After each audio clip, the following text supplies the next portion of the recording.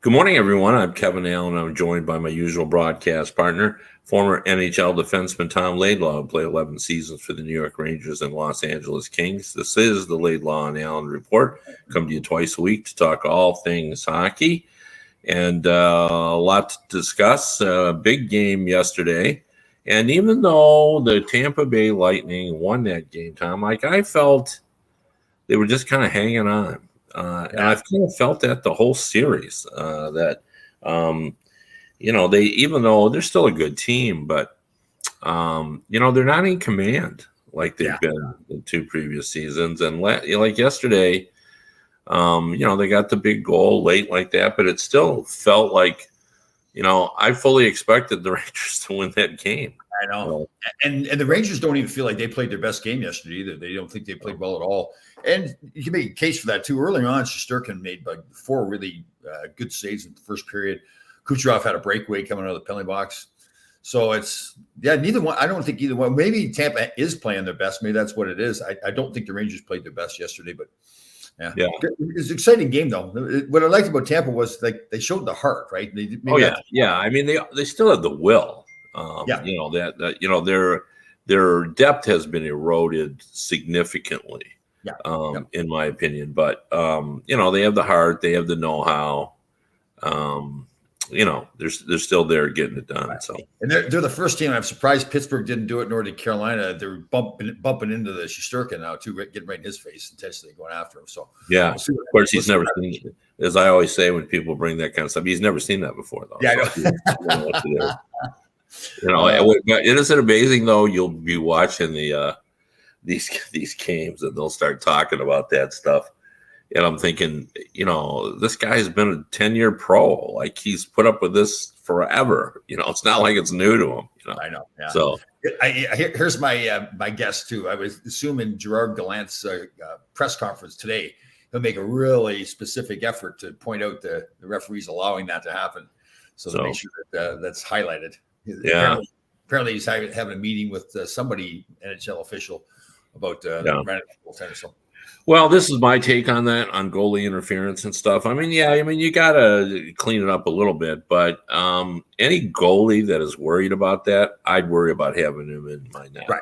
So, yeah, I agree. Because most of those guys are, they could take care of their crease, a little back to the back of the leg and, those kind of things. They, if it gets too hairy. No, not that one. Shirt thing. Rangers goalies are overreacting to getting hit, any contact. Well, yes, they are overreacting, but that's with a purpose, right? The goaltender wants to highlight that he's getting bumped into, so the referee will make the call. So yes, they are overreacting, and they're doing it for a purpose. So.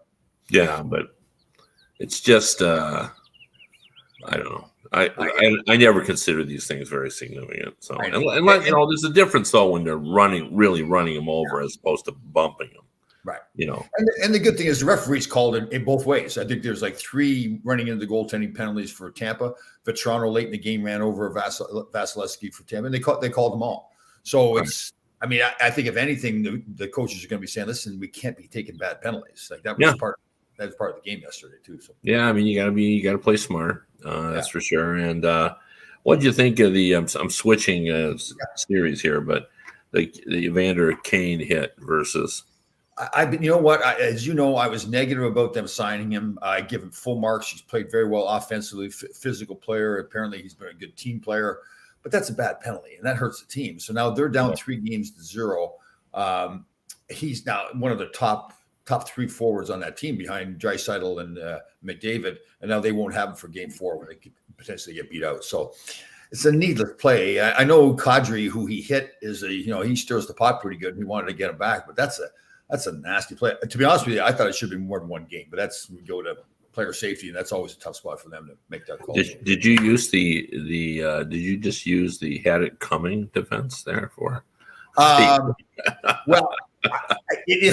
I guess I kind of did, right? It's like, it's a player who I'm sure people want to try to get because he has done some things in the past and he gets under people's skin, but. I say it all the time.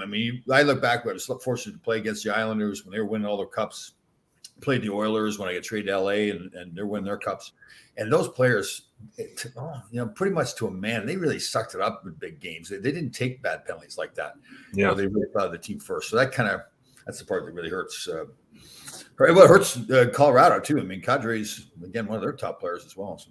Well, now I'm going to switch back to the other series. I'm sorry, I'm ping pong. Right. But anyway, back to that series. With there was like 40 seconds to go. I don't know whether you will remember it specifically, but the confidence I think that the Rangers have created now among the masses, their fan base, the media, and everything else. The puck was on Adam Fox's stick, and he was probably 30 feet out. And I thought that puck's going in the net. I just felt like it was going to end up in the net. Either it was going to be a shot that was going to be, in the net, or that he's going to make the save and someone was going to jam it home. He just creates so much confidence that he's going to get it done. It's really remarkable. But and part of that too was my feeling. Maybe it's unfair because they're a great team. But I just felt like they were hanging on, we talked about that in the Carolina series, playing not to lose as opposed to win. And I didn't think Tampa was playing not to lose, but I just felt they played a little nervous. We can't let them, get 2 goals ahead of us. We can't, we got to be careful, so they play careful. Maybe that's a better word, not nervous. They played careful. So, yeah. Maybe I'm overstating this with Shesterkin, but I think he's a big reason for that too, right? Because if you're going to score, if you get 3 goals against him, that's a big night against Shesterkin, right? So they're feeling like, okay, we can't give up too much. And they're saying that even though they've got Vasilevsky in that, who I don't really think he's played. I think Shesterkin has outplayed him. Shesterkin had 52 shots against him yesterday too. So it's not that Vasilevsky's played bad, but he doesn't seem to be as like you mentioned the word confidence. He doesn't seem to have that confidence in his game, nor does the team seem to have their confidence in him the same way the Rangers do with Shesterkin. But yeah, I don't know. The problem with great players, we saw this a lot with Wayne Gretzky. The only basis for comparison for Wayne Gretzky was Wayne Gretzky, what he had done previously. Even Mario Lemieux, we often did, look at those two in terms of, how many points each of them had. But, they were completely different players in how they played the game. Lemieux played a big man's game just in terms of, he was more of a scorer and so forth. But, what we would do would, Wayne goes from 215 to 150, and we're wondering, well, what the heck's going on? That's true. Yeah. So people said that, because now the different level of player, but now that our guy Kreider here has scored 52 goals, and people thought he should have been that kind of player all along. Now people say, well, geez, what if he only gets 35 next year? Well, 35 is still a pretty good year. Yeah. 52 is outstanding. Well, I'd be willing to predict that's what he will do. I don't think he'll get anywhere near 50. You look at the number of power play goals. The power play to me is a little bit luck. You can tell that by the percentages from year to year. Yeah. So, I remember years ago, Scotty Bowman always said that, first of all, he said that power play should be measured on time. Not all power plays are created equal. Some of them end up 23 seconds and some are 2 minutes and some are whatever. And he thought we should keep power play statistics based on the time you've spent on the power play. So an average how many average goals per 2 minute power play, that kind of thing. That's pretty good. Yeah, that's interesting. Because he said, you get a power play 23 seconds, then you take a penalty. Well, you're 0 for 1 on that power play. Yeah. But you didn't get 2 minutes. Yeah, that's very true. Even a 1 second power play, you've had it for 1 second, but you. And then contrast that is sometimes you just need 15 seconds to score, and boy, you've really done a job on that power play.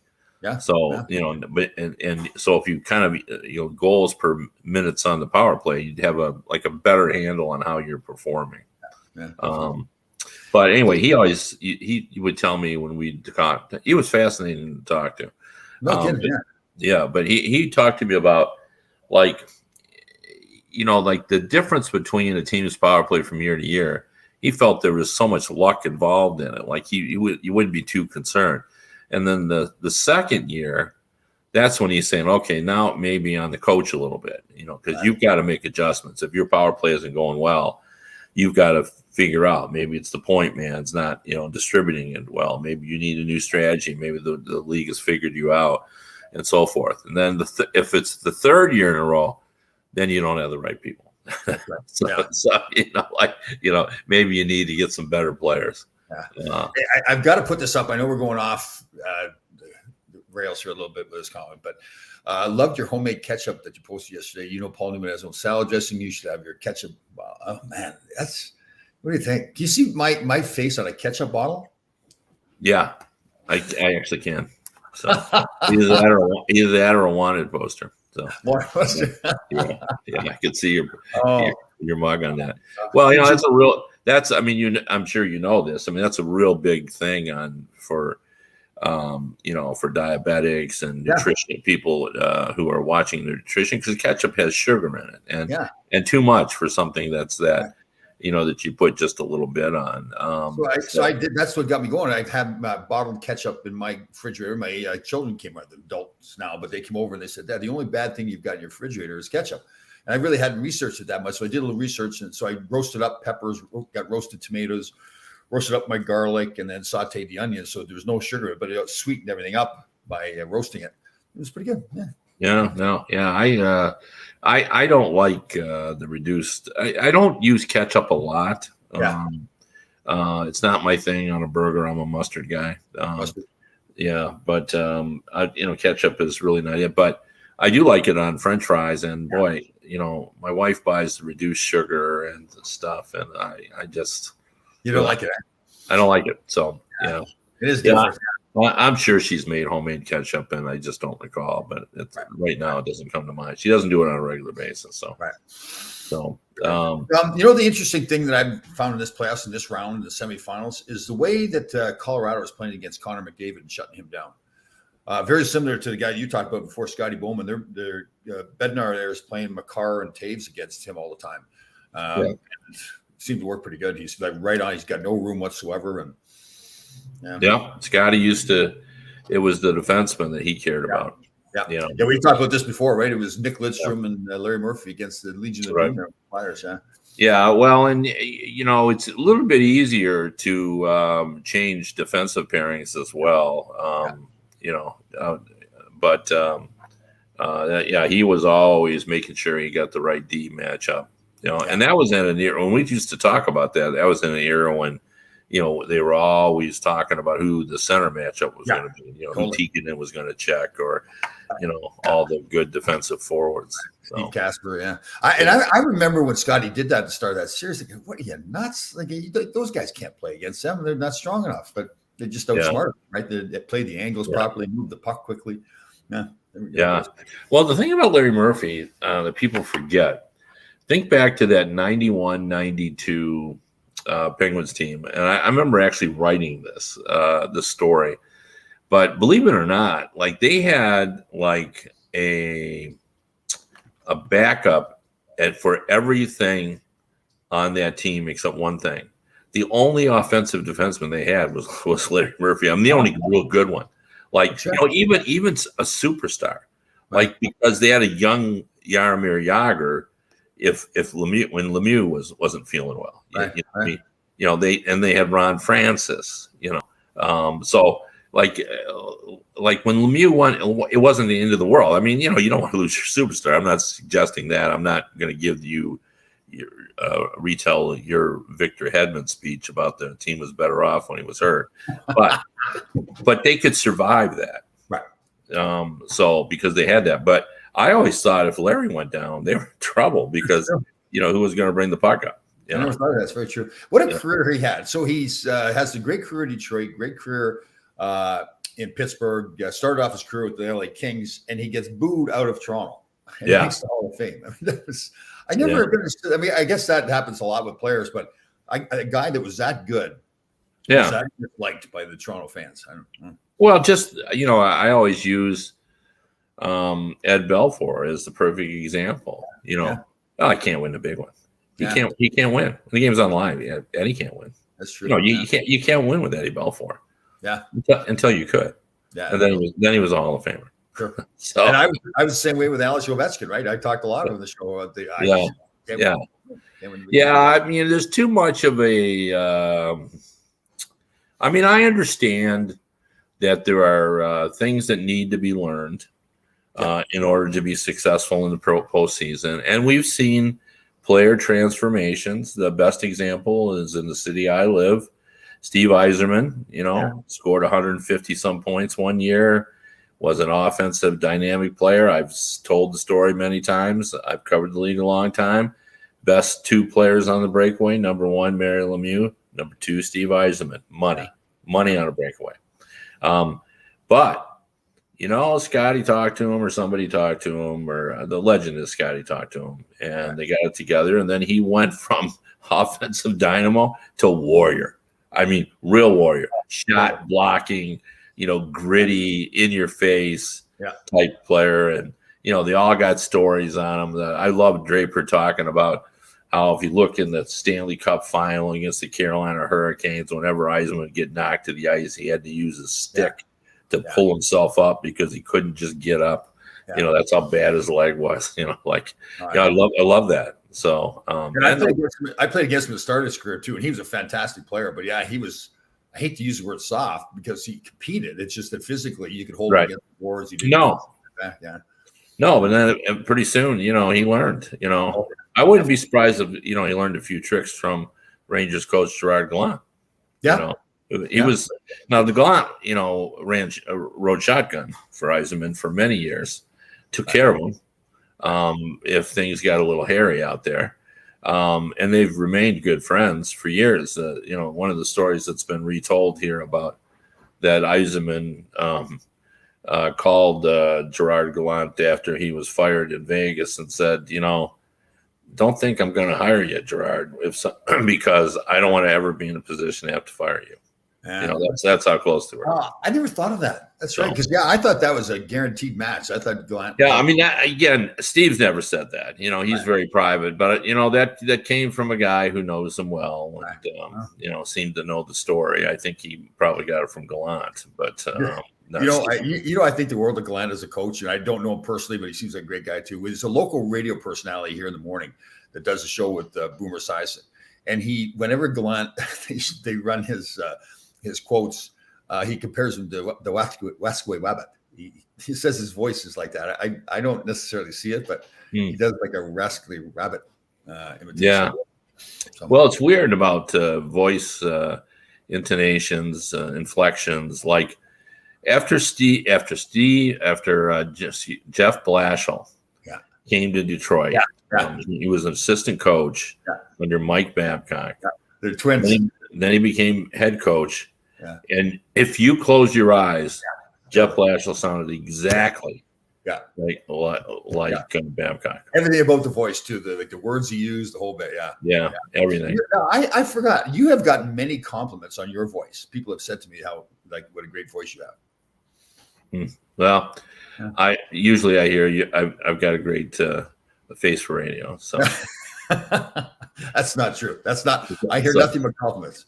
And actually, I don't want to get your wife upset, but several women have said that you have a fantastic voice. Oh well, that's always good to hear. Appreciate that. So sure, it's good. It means a lot in your life. Yes. Yeah. But anyway, back to. I was going to bring up because you brought up about the cooking. I was watching. This is my everyone has that guilty pleasure. Mine is baseball. I like baseball a lot. I covered it in a previous life. I like to say, many moons ago in the 80s, early 80s. I covered baseball, and I didn't enjoy the game as much when I covered it, but I do like it now. But I watch the baseball shows in the morning. And there was one on this morning, and they for some reason the host, kind of like we do, she was kind of sending the show kind of around, so it's just not all about baseball. And so she said, before we get started here, he said, this is early for two of you because they're usually on in the afternoon. So what did you eat in preparation for this? And both guys said the same thing. They just had a bagel at the hotel. It was a 9:00 show. It started right before this one. Right. And they asked the other guy, and she goes, I hate to ask you because you're a intermittent fasting guy. You know, he's a 15-hour guy. Right. And so he's real healthy, but you know what he had after 15 hours? What? I think he set a flex bar. Is that a power? So, yeah, it's kind of power bar. Yeah, protein. Yeah. Yeah, that's what he had.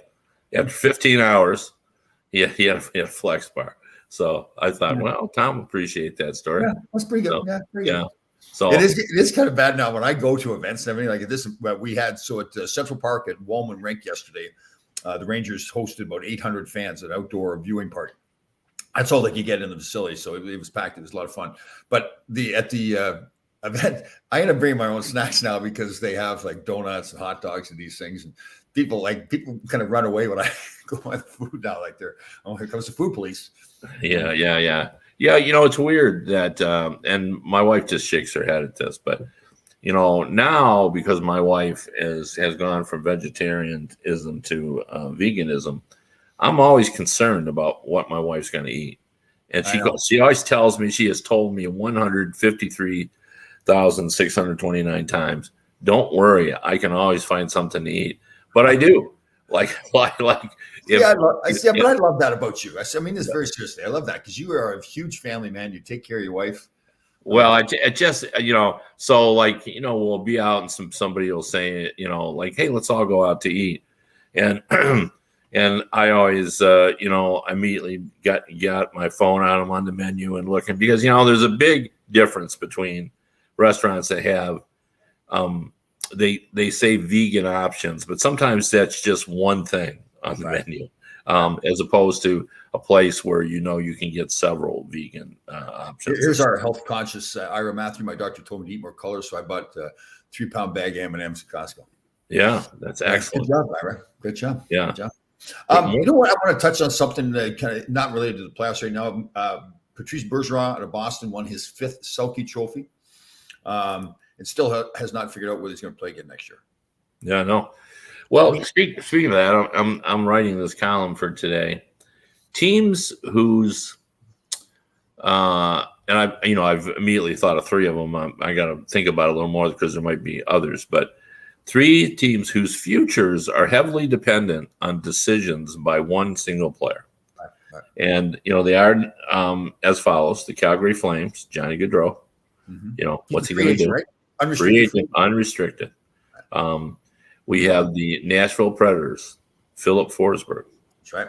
Very big decision. And it will alter because they at least last year had one line for sure going. You know, if Forsberg is gone, like he's Mr. Consistency. And of course, the Boston Bruins, Patrice Bergeron, still playing at a very high level, but more importantly, leader of the band. Just had elbow surgery too. Yeah. So what is he? 38? Is that what he is? I don't think so. I don't think he's that old. You have to deal with him, but so I just can't see him retiring. Like I told you, I don't either. By the way, so. I told you the rumor I heard, right? That he was very unhappy with the coach there, Butch Cassidy, and the rumor was that he would stay and play if Cassidy got fired. Now that comes from somebody that has inside knowledge who has been reliable in the past, but I don't know how accurate that is. Mm-hmm. All right, so let's go through those 3 guys. I think Bergeron is going to play. I just can't. I do too. Yeah. I do too. So he seems like he loves the game. He's still at that high level, just winning that award again. Johnny Gaudreau will not go back to Calgary. I think after the season he has, I wouldn't necessarily do it. I know we've discussed this before. He's been kind of up and down for me. Like this is a contract year, so he's gone out and played well. I mean, I get a little leery sometimes when that happens, and then you sign him to a longer term contract and you don't get that same player. But so Gaudreau, he's an East Coast guy too, isn't he? Yeah, I mean there's already tons of rumors about I don't know how this could possibly work because I've done a deep dive into the Philadelphia Flyers salary cap, and I mean it's a mess. You know, unless they could get someone to take Van Riemsdyk's contract, which they certainly wouldn't be able to do at full value. No one's going to take that at $7 million. That's kind of the reason they lost Giroux too, right? I mean, that's part of the reason. Yeah.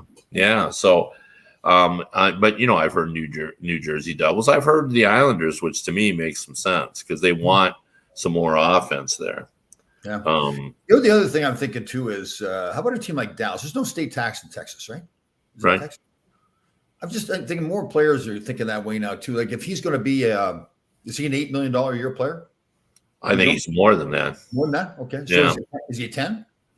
Well, I don't know if he's, I don't see him as a full service superstar,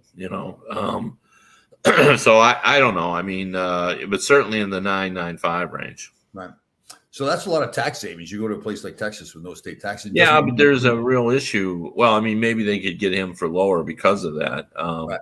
But their cap thing isn't lovely either. They've got Ben and Sagan, and that's why they, the Heiskanen, they can't.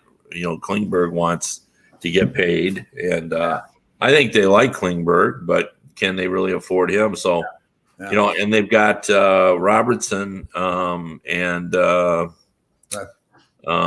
his line mate, Rupin.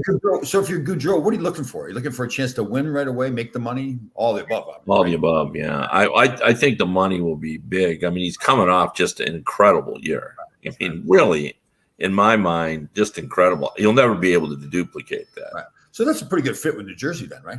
Well, that's what I think. But the problem is the other negative about him is he's 5'0", and they've got other 5'0" players on the Devils who are also talented. Right. Like, I mean, he's very talented, but I mean, that's what I thought about the Islanders. I mean, they got Barzal, who's not exactly Mr. Physicality.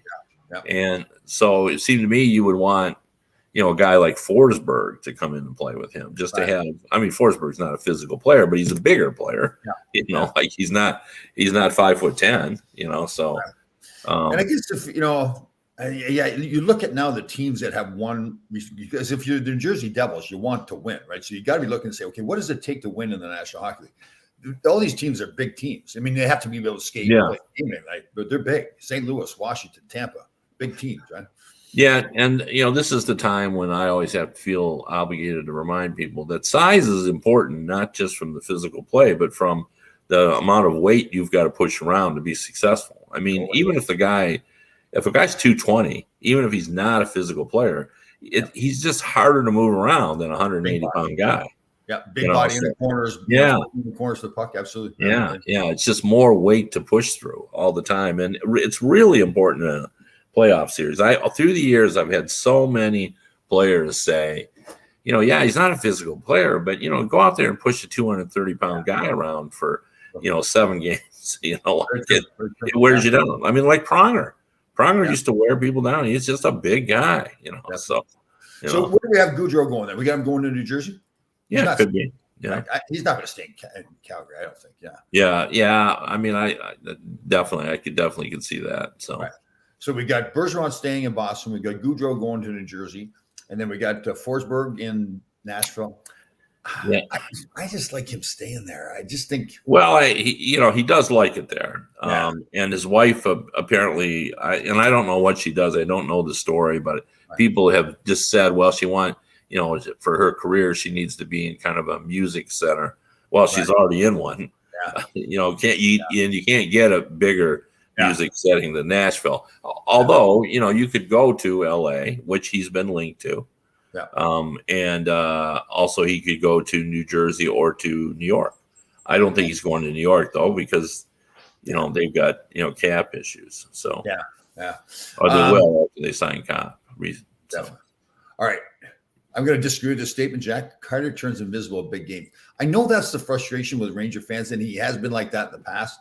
But it's really not this year. I mean, he not always is your best player, but he comes through. Like, who scored the winning goal in Game 6 against Pittsburgh late in the game? He scored so many big goals for them. And again, I think the Ranger fans in particular, have gotten this thing with Kreider that they're always disappointed, but because he shows how good he can be, and that he's not always that good. I prefer to look and say, well, geez, what does this guy do for you? I think he's a fantastic leader.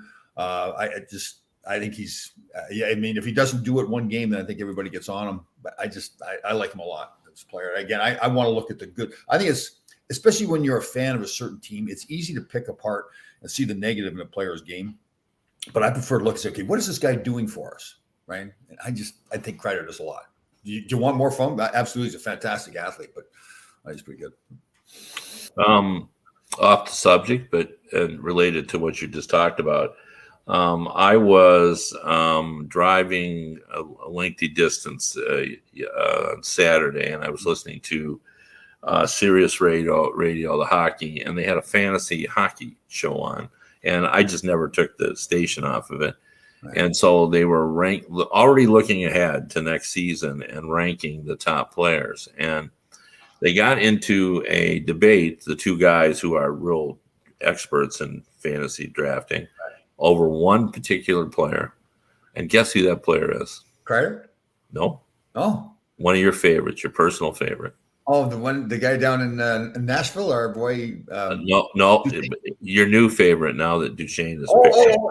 Nashville. I mean, Vegas there. Our boy, Vegas. Jack Eichel. Oh. One guy had him rated 17th in the league in terms of, and essentially making the same arguments that I made with you, that prior to his injury situation, Eichel had been Mr. Consistency as a top player.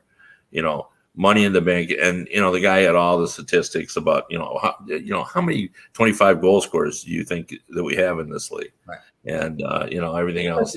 That's such a good question, because I don't think 25 is that great, but I really have to sit down and say how many. How can you say that from your perch? There, 25 goals is not great. Well, if you're going to be listed as a great player, I mean, it's not 50, right? Isn't 50 the benchmark of being like a?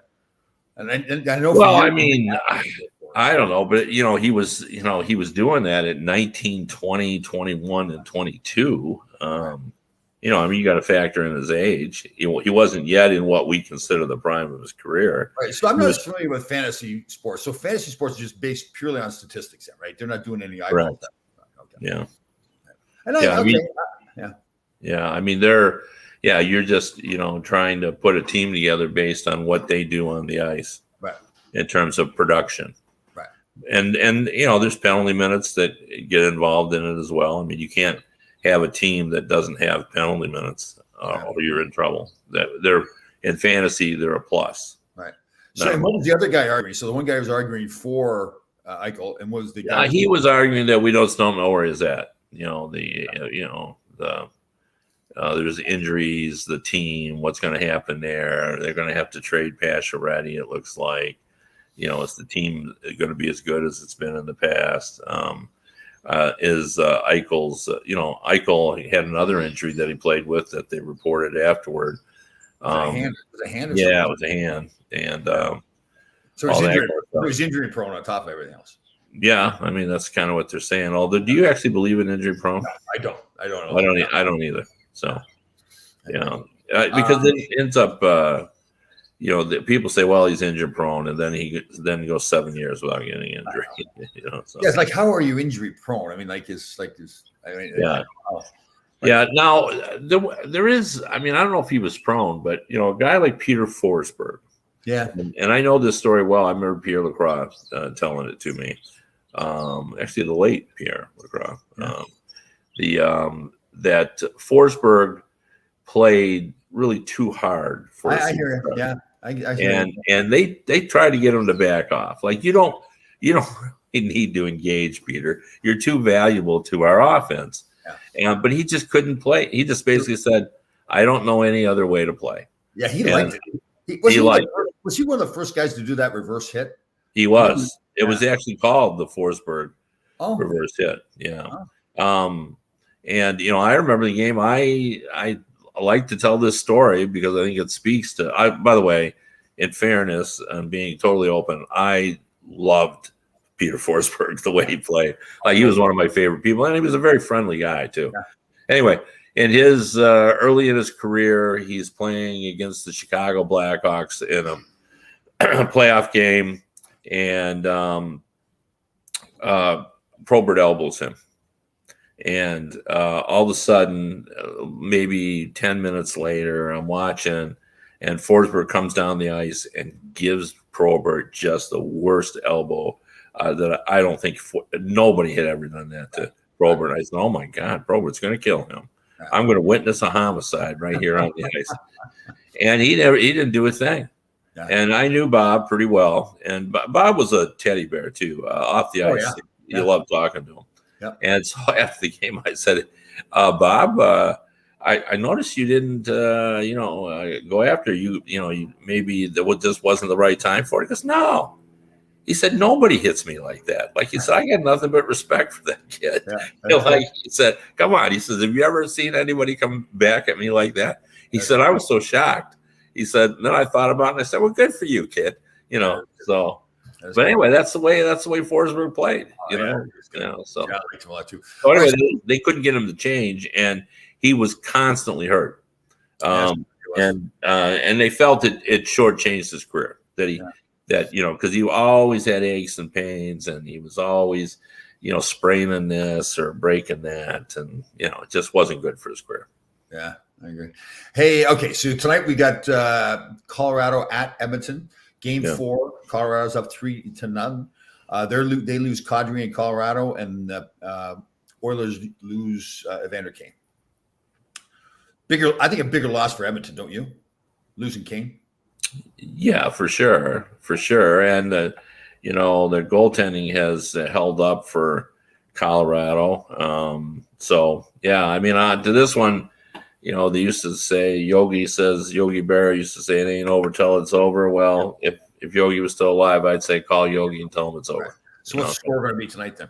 I don't know, 7-3. 7-3. I was like that, 7-3. Yeah, I agree.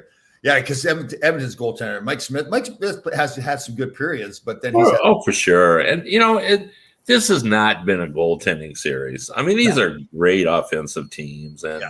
Well, the battle's been won because McDavid isn't allowed to do the things he wants to do. I think at Colorado. Yeah, I mean, really, it's been Devin Taves and Makar and that group. That's a pretty good defensive group.